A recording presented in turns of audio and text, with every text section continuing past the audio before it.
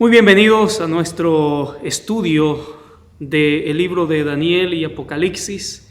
Seguimos avanzando en el capítulo 7. Habíamos estudiado la vez anterior la primera parte del capítulo 7 y hoy vamos a estudiar la segunda parte del capítulo 7, que es muy interesante. Así que te voy a pedir que no te distraigas, porque es necesario que prestes atención a lo que vamos a estudiar, porque va a tener muchos datos históricos y también puntos muy importantes a tener en cuenta respecto a esto y cómo la historia nos prueba que la profecía se cumple como Dios mismo lo había anunciado. Al mismo tiempo, voy a pedirte que si puedes enviar tus pedidos de oración, tus comentarios, si quieres contar algo acerca de cómo Dios ha estado bendiciendo tu vida, lo puedes hacer, o si deseas que ore por ti, también será un gusto poder orar por ti. Por favor, haznos saber que estás ahí y de paso, tómate un tiempo y comparte esta transmisión para que otras personas también lo puedan recibir, porque el tema es muy importante y sería lindo que más personas puedan recibir el mensaje y está en tus manos el poder compartirlo con tus amistades, compartirlo con tus amigos. Así que permíteme orar contigo para que Dios nos bendiga en este momento que vamos a estudiar. Querido Dios y amante Padre, Señor, te ruego por favor que dirijas nuestra mente, que nos ayudes a entender con claridad lo que vamos a estudiar. Necesitamos de la dirección, la conducción del Espíritu Santo. Por eso rogamos que tu presencia esté con nosotros, que el Espíritu Santo nos esté guiando. Y Señor, de manera especial te pido, por favor, que bendigas la vida de cada uno de los que están en este momento conectados aquí conmigo en esta transmisión, para que supla sus necesidades, atienda, Señor, en sus problemas y guíe sus vidas. Si hay alguien que en este momento esté pasando por una situación difícil, en tus manos, Señor, encomendamos la vida de esa persona para que en ti pueda encontrar paz. Gracias, Señor, por tus bendiciones, por tu amor, tu misericordia. En el nombre de Jesús oramos. Amén y amén.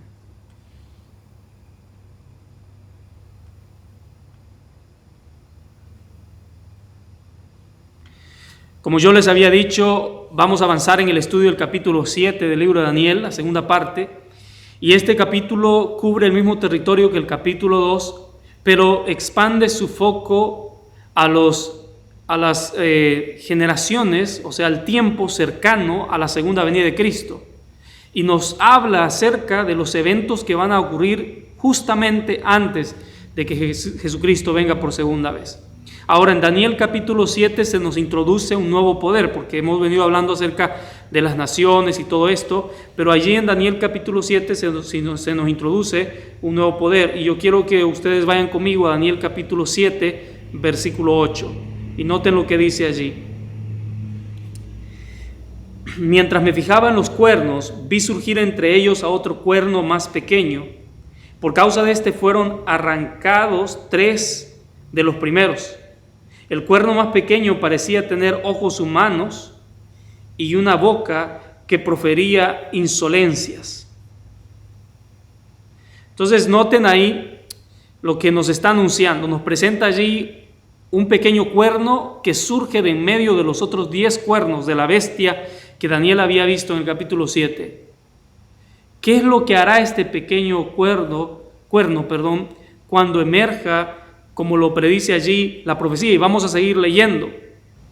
Vamos a ir a Daniel capítulo 7, versículo 24 al 25. Vayan conmigo a Daniel capítulo 7, versículo 24 y 25. Y vamos a ver cómo lo describe allí y qué es lo que hará. Dice, los 10 cuernos son 10 reyes que saldrán de este reino. Otro rey le sucederá distinto a los anteriores, el cual derrocará a 3 reyes. Seguimos leyendo, versículo 25. Hablará en contra del Altísimo y oprimirá a los santos. Tratará de cambiar las festividades y también las leyes, y los santos quedarán bajo su poder durante 3 años y medio.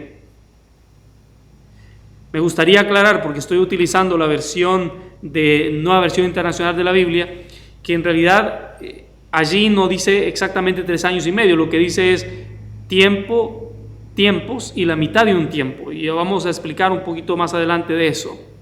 Ahora la pregunta es allí, ¿quién es este cuerno pequeño? ¿Y qué es lo que hará cuando se levante? Y este cuerno, si ustedes pueden ver, tiene diferencias con los otros 10 cuernos. Porque los otros 10 cuernos, como nosotros hemos estudiado, son 10 poderes políticos. Pero la profecía dice que este pequeño cuerno va a surgir de en medio de esos otros 10 cuernos, y eso representa la división del Imperio Romano. Por lo tanto, significa que este pequeño cuerno se va a levantar en algún momento, en algún lugar dentro del Imperio Romano, y en el momento en que el Imperio Romano se está dividiendo. Los historiadores ponen la fecha para la división del Imperio Romano entre el año 351 al 476 después de Cristo. Y hablando acerca de este pequeño cuerno, es diferente porque ya no solamente es un poder político, sino que combina religión y política. Por lo tanto, es un poder político religioso. Y en su surgimiento dice que va a destruir a 3 de los 10 cuernos originales, porque 3 de esos 10 naciones que representaban, o de esas 10 tribus que dividieron al Imperio Romano, serían destruidas porque no aceptarían las enseñanzas del pequeño cuerno. Lo otro interesante de pequeño cuerno es que dice que tiene ojos como de hombre y habla palabras contra el Altísimo. Los ojos en la Biblia simbolizan sabiduría. O sea, encontramos ahí un poder político y religioso, pero no estamos hablando de personas, estamos hablando de un sistema que se va a levantar basado en la tradición y en la sabiduría humana y no en la autoridad de la palabra de Dios. Y al final, este poder dice que va a perseguir al pueblo de Dios y va a tratar de cambiar la ley de Dios. Entonces encontramos ahí 3 características de este poder religioso y político que surge de la división del Imperio Romano. 1, que va a hablar palabras contra el Altísimo. 2, que va a perseguir al pueblo de Dios. Y 3, que va a tratar de cambiar los tiempos y la ley. Y saben una cosa, la historia ha ido siguiendo las profecías de Daniel como si fuese un mapa. Porque Daniel 7 dice, y seguimos estudiando acerca de esta profecía, y ustedes van a ver cómo la historia encaja exactamente. Daniel 7 dice que en base a los esfuerzos de este pequeño cuerno y este poder que se levanta, habrá un ataque contra el pueblo de Dios, y habrá un intento de traicionar la verdad y cambiar la ley de Dios. Por lo tanto, lo que me está anunciando es que va a haber un alejamiento de los principios de la palabra de Dios. La pregunta que surge aquí es, ¿nos cuenta la historia acerca de algo que pasó como la profecía lo predijo? Y nos podemos preguntar esto: ¿qué poder religioso y político se levantó de las cenizas del Imperio Romano y se volvió un poder dominante en Europa? Y vamos a seguir estudiando esto. ¿Y cuál fue este poder que se levantó allí? Y existe un solo poder que encaja directamente con la descripción que la profecía nos da. Y ese poder que encaja directamente con la descripción de la profecía es la Roma papal. La Iglesia romana reemplazó al Estado romano en Europa como un poder supremo. ¿Por qué?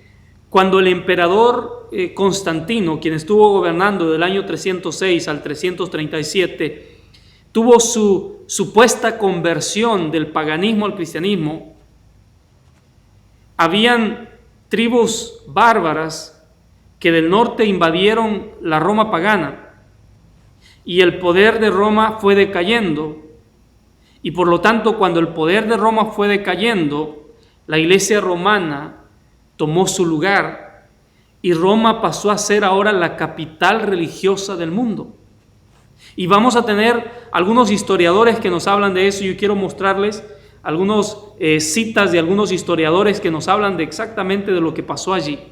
Entonces, primero tenemos de un historiador llamado Abbott, y habla acerca de la historia romana, y noten lo que dice él allí. El traslado de la residencia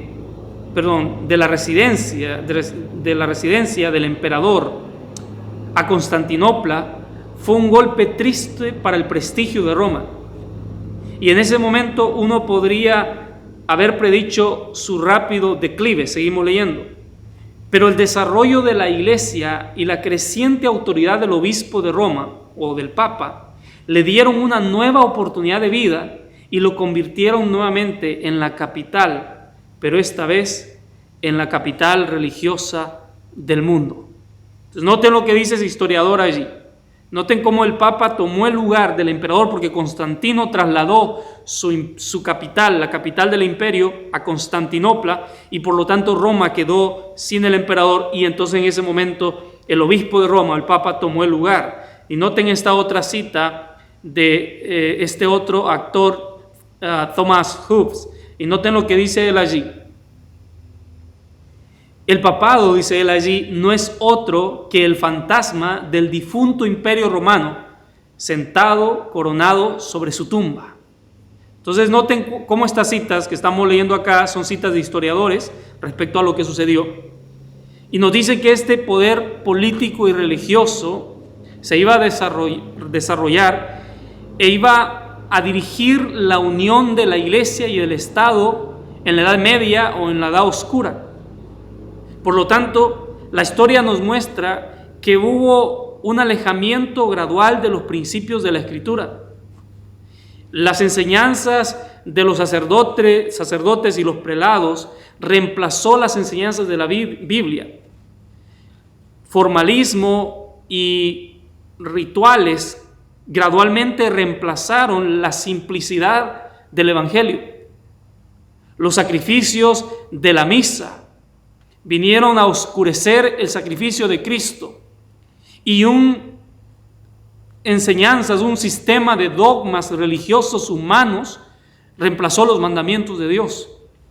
Por lo tanto, esta iglesia-estado apóstata se levantó, como la historia nos está anunciando ahí, para pervertir la pureza del Evangelio de la Biblia, y tiró la verdad por el piso y puso un evangelio diferente al que había sido enseñado por Dios a través de las enseñanzas del santuario, como nosotros habíamos estado estudiando.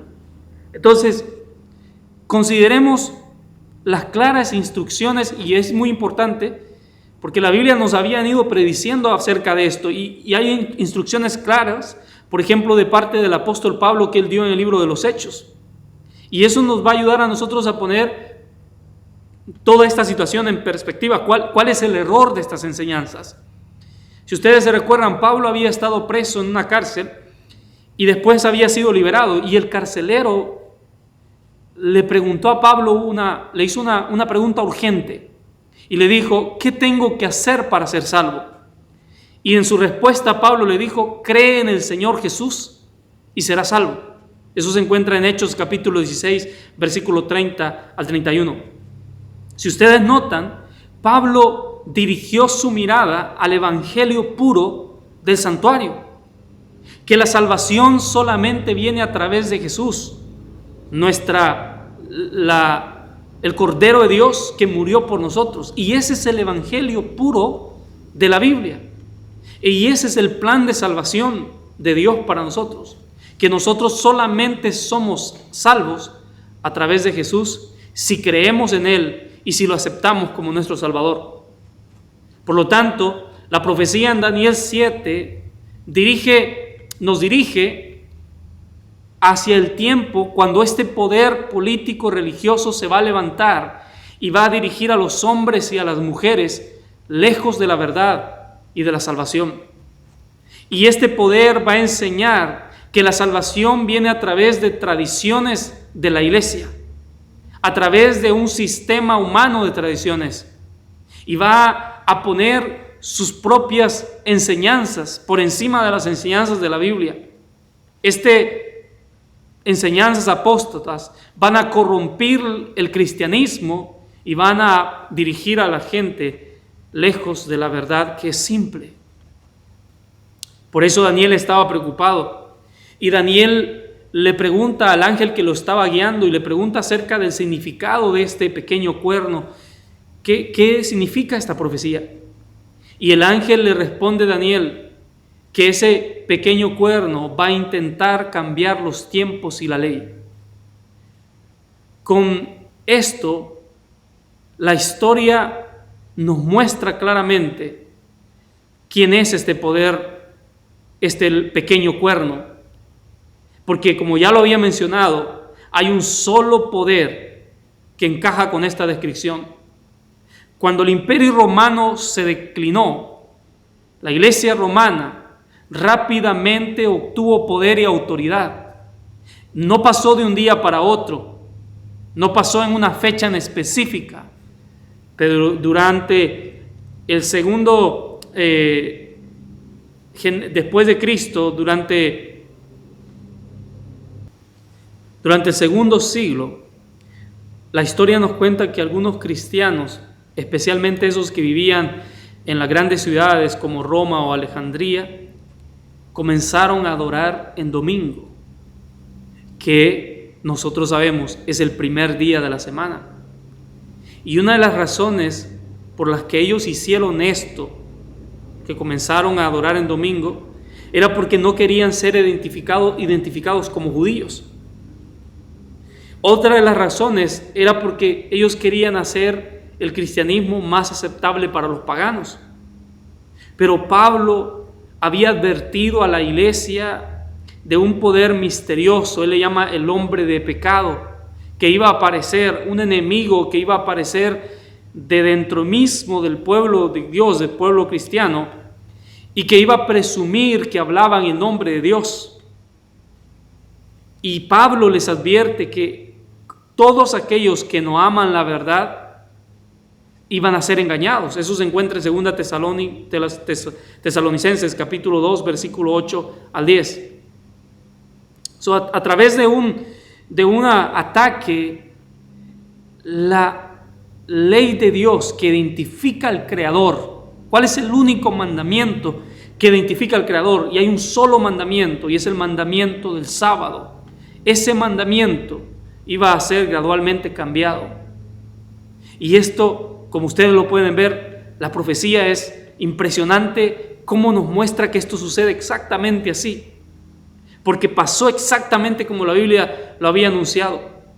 Hay otro historiador llamado John Eddy, y él dice que el domingo fue un nombre dado por los paganos al primer día de la semana, porque era el día en que ellos adoraban al sol.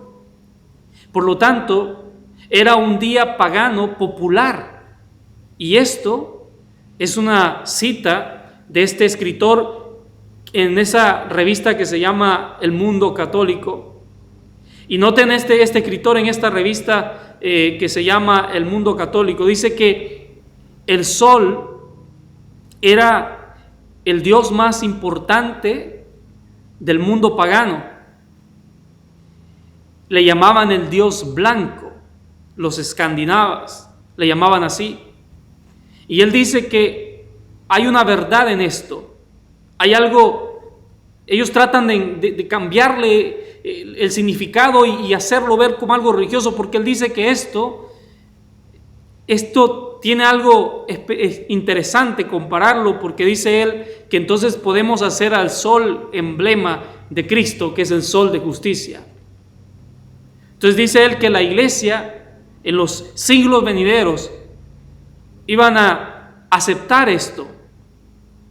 Y él dice que ellos iban a entender ese pedido que se hacía de mantener lo antiguo, el nombre pagano, pero ahora santificarlo, como el domingo, que era el día pagano, que era dedicado a adorar al sol, y en ese sentido, dice él, se cambiaría y comenzarían los cristianos a adorarlo en el nombre de Jesús. Por favor, piensa de esto. Porque estos dos autores, uno que es protestante y otro que es católico, hablan de lo mismo. Ellos hablan abiertamente que el día que Dios santificó en los 10 mandamientos no es el domingo, es el sábado. Pero ellos están hablando que esto que había sido santificado en la creación, en Génesis capítulo 2, versículo 1 al 3, donde Dios santificó el sábado, y que después había sido repetido por Dios a Moisés en el monte Sinaí, mientras el monte temblaba a través de la santa ley de Dios. Ellos nos están diciendo que la historia humana, los seres humanos, comenzaron a cambiar la ley que Dios mismo había escrito con su propio dedo en tablas de piedra, allí en Éxodos capítulo 31, versículo 18. Estos historiadores dicen que un día dedicado al Dios Sol vino a sustituir el sábado como el día de adoración, pero aún así manteniendo el nombre pagano. ¿Por qué? ¿Por qué la razón de este cambio? Porque el domingo era un día popular, como una fiesta pagana popular, y por lo tanto los líderes de la iglesia, unidos con los poderes civiles, trataron de unir la iglesia con el Estado, porque ellos querían unir el imperio, entonces querían unir a los paganos con los cristianos.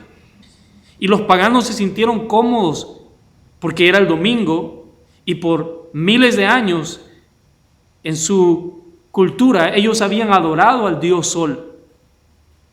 Y lamentablemente muchos cristianos se unieron en estas medidas que comprometían la verdad. Ahora, el cristianismo se convirtió en algo más aceptable para la población pagana. Y es allí que dos corrientes que iban separadas por generaciones, finalmente emergieron una contra el otro.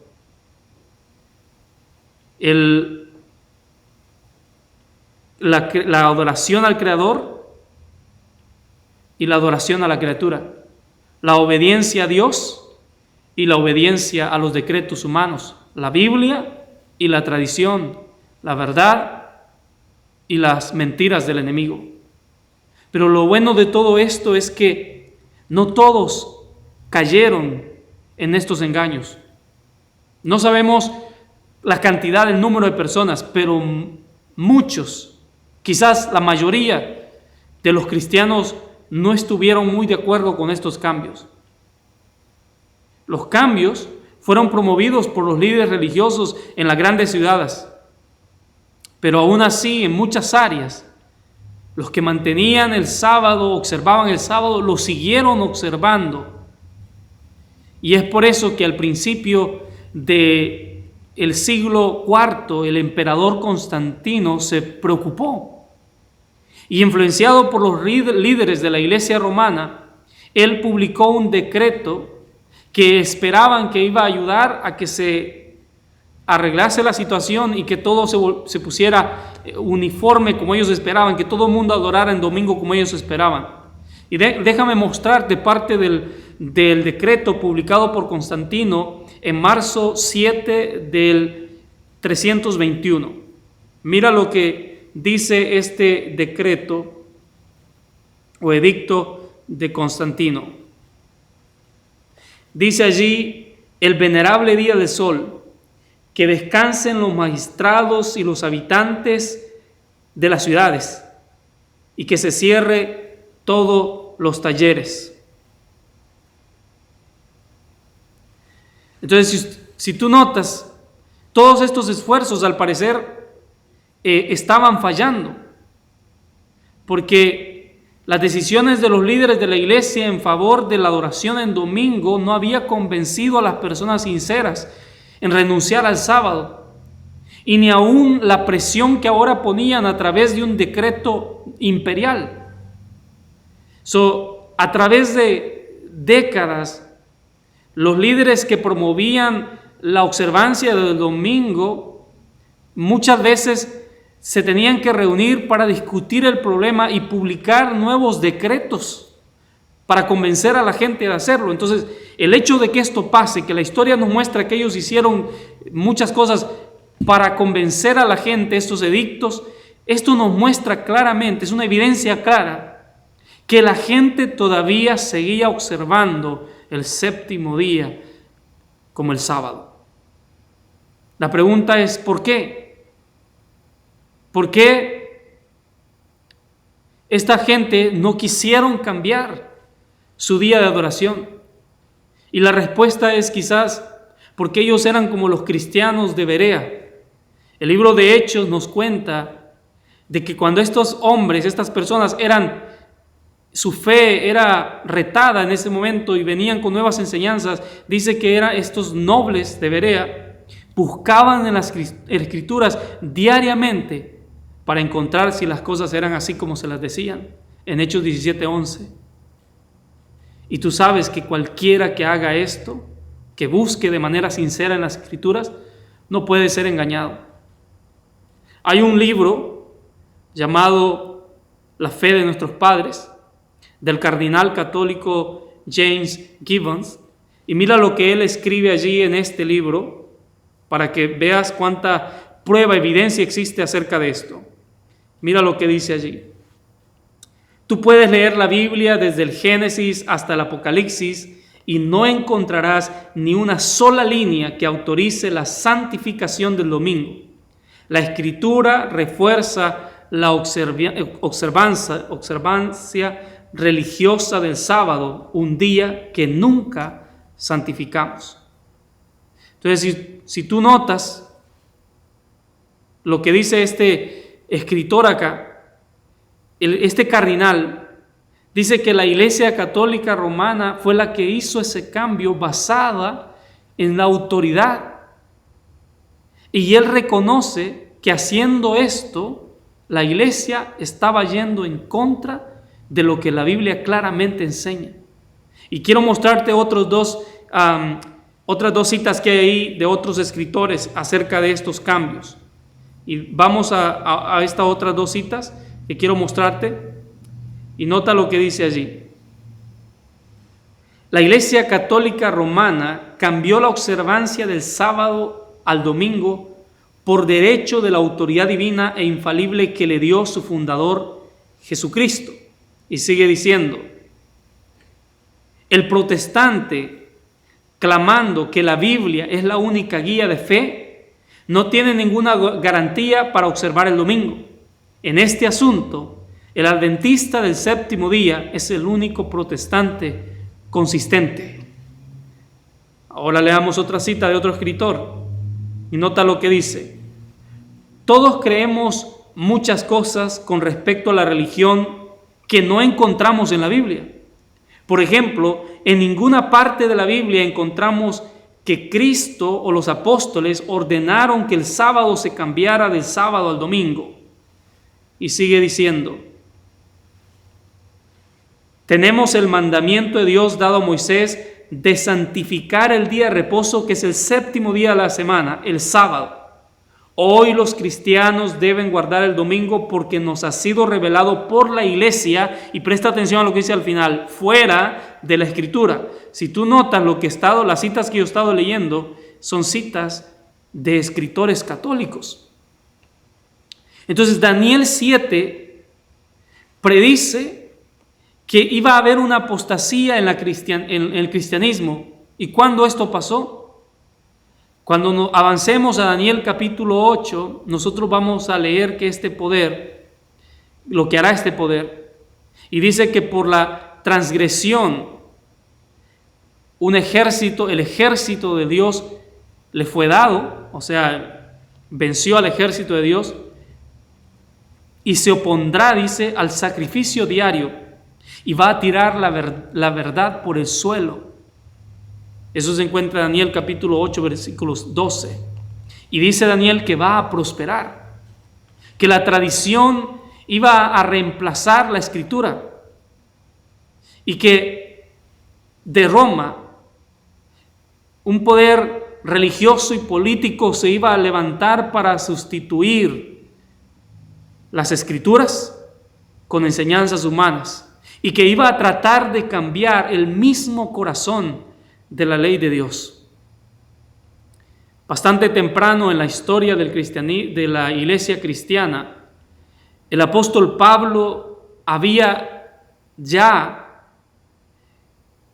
de manera preocupante, él estaba hablando acerca de este tema y de esta apostasía, y él estaba preocupado del hecho de que iba a haber un alejamiento de los principios de la palabra de Dios justamente en los últimos días de la historia humana. Y es por eso que él escribió a los tesalonicenses. Yo ya te había mencionado, pero vamos a 2 Tesalonicenses, capítulo 2, versículo 3 al 4. Y quiero que vayas conmigo allí a segunda carta a los tesalonicenses, capítulo 2, versículo 3 al 4. Y nota lo que Pablo les advierte. No se dejen engañar de ninguna manera, porque primero tiene que llegar la rebelión contra Dios y manifestarse el hombre de maldad, el destructor por naturaleza. Versículo 4. Dice allí, y disculpen que no hice la traducción del texto, porque había estado preparando este tema también en inglés, y se me escapó esta parte, pero él dice que él se va a oponer y se va a exaltar a sí mismo sobre todas las cosas que son llamadas Dios o que son adoradas, que se va a poner él mismo como Dios en su templo, proclamando ser Dios. Entonces, si notas ahí, lo que Pablo está advirtiendo es que poder apóstata, Pablo dice allí que este poder apóstata, este sistema religioso, va a establecer un templo falso que supuestamente adora a Dios, un santuario en la tierra con sacerdotes terrenales que ofrecen sacrificios en la misa. Y este sistema creció y se desarrolló, que la tradición iba a tomar lugar de las Escrituras y que se iba a hacer un intento de cambiar la ley de Dios. La Biblia predijo que en los últimos días este poder iba a sustituir tradiciones humanas, enseñanzas humanas, mandamientos humanos por los de Dios. Después, en el versículo 8, en la profecía de Daniel capítulo 7, dirige nuestra atención, después de hablar acerca de el león, el oso, el leopardo y la terrible bestia que Daniel no había comprendido cuál era en el principio, y dirige nuestra atención a este pequeño cuerno. Y dirige nuestra atención lejos de la apostasía y de la rebelión contra Dios y contra la ley de Dios aquí en la tierra. Y entonces la profecía dirige nuestro foco de la tierra hacia el cielo. Porque nota lo que dice Daniel capítulo 7, versículo 9 al 10. Vamos a Daniel capítulo 7, versículo 9 al 10. Daniel capítulo 7, versículo 9 al 10. Y nota lo que dice allí. Mientras yo observaba esto, se colocaron unos tronos y tomó asiento un venerable anciano. Su ropa era blanca como la nieve y su cabello blanco como la lana. Su trono con sus ruedas centellaban como fuego. Si tú notas, ahora está dirigiendo nuestra atención al cielo. De su presencia, dice, brota un torrente de fuego. Miles y millares le servían, centenares de miles le atendían. Al iniciarse el juicio, los libros fueron abiertos. Entonces allí, en esta visión, Daniel mira hacia el cielo y entonces ahí él ve el santuario, el verdadero santuario que está en el cielo. Él ve a Dios, el anciano de días, sentado en su trono.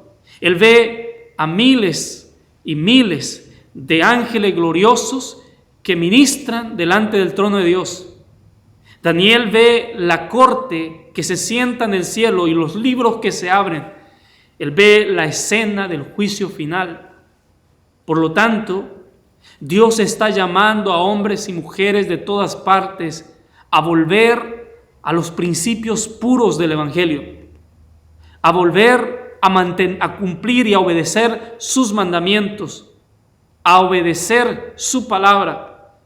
Justamente antes de la venida de Cristo habrá un llamado final para regresar a la Biblia, un llamado a la adoración a Dios y a vivir en armonía con su ley y su palabra.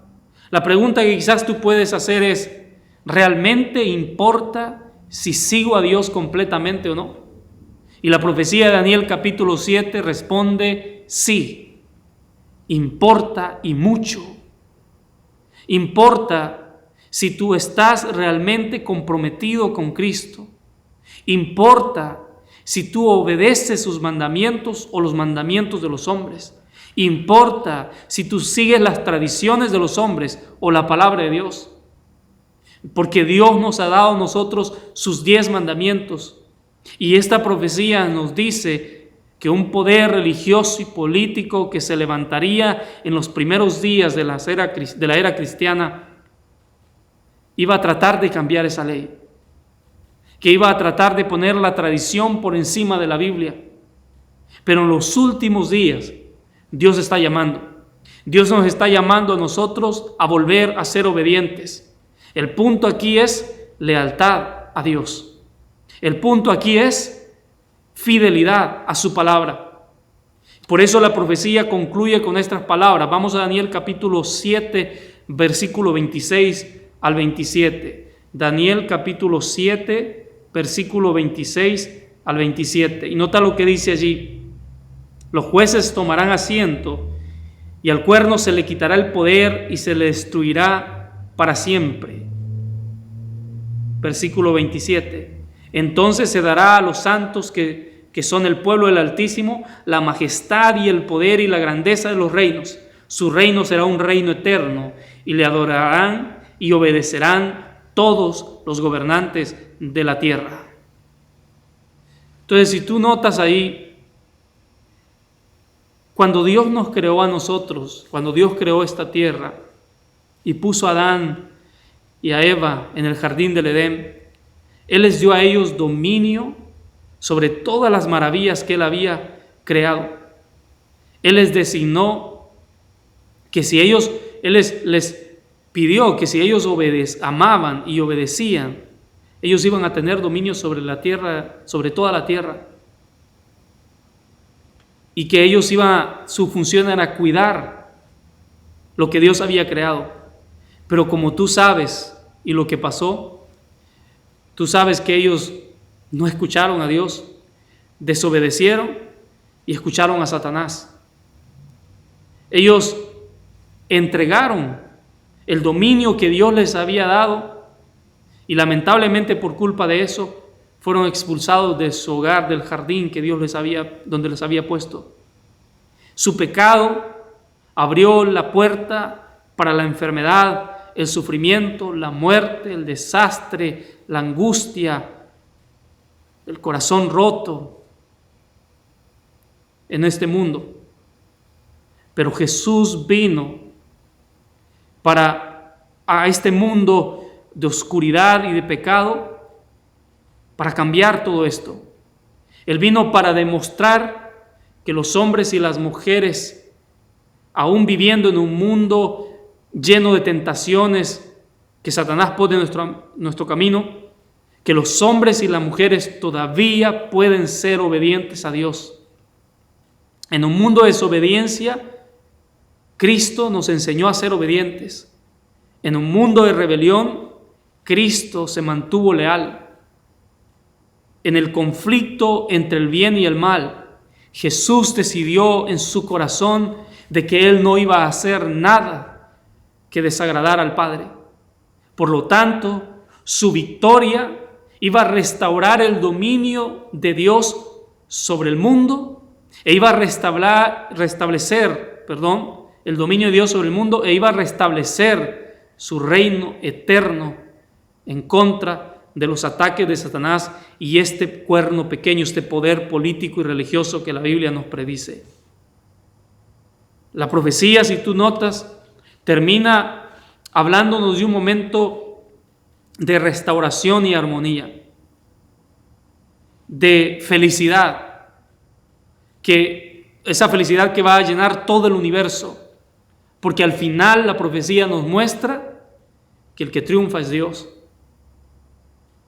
que el gran deseo de Dios es que tú y yo vivamos con Él en su reino eterno por siempre y siempre, porque ese es tu destino, ese es mi destino. Jesús murió y Él murió por nosotros, Él murió para salvarnos y ahora también Él intercede por nosotros en el santuario celestial y Él nos quiere ahí con Él para siempre. Y como yo siempre acostumbro a decir, al final la decisión es tuya. Al final tú decides si seguir las tradiciones humanas, si seguir las enseñanzas de hombre o seguir la palabra de Dios, que es la verdad. Esa es tu decisión. Si permites que Jesús sea el que tu sacerdote y quien interceda por ti y no ningún sistema o enseñanzas de tradición humana. Entonces mi invitación es a que estudies la palabra de Dios, descubras, vayas más a la palabra de Dios y trates de descubrir la verdad para que no seas engañado por el enemigo. Permíteme orar por ti. Querido Dios y amante Padre, Señor, te rogamos que nos ayudes a entender tu palabra y a entender la verdad y no ser engañados por el enemigo de la verdad. Por favor, ayúdanos, Señor, a ser obedientes a tu palabra, a seguirlo como tú nos has enseñado y no como los hombres nos enseñan. Abre nuestra mente a través del Espíritu Santo cada día para escuchar y entender tu voz. Lo pedimos en el nombre de Jesús. Amén y amén. Que Dios te bendiga y gracias por haber estado conmigo en este momento.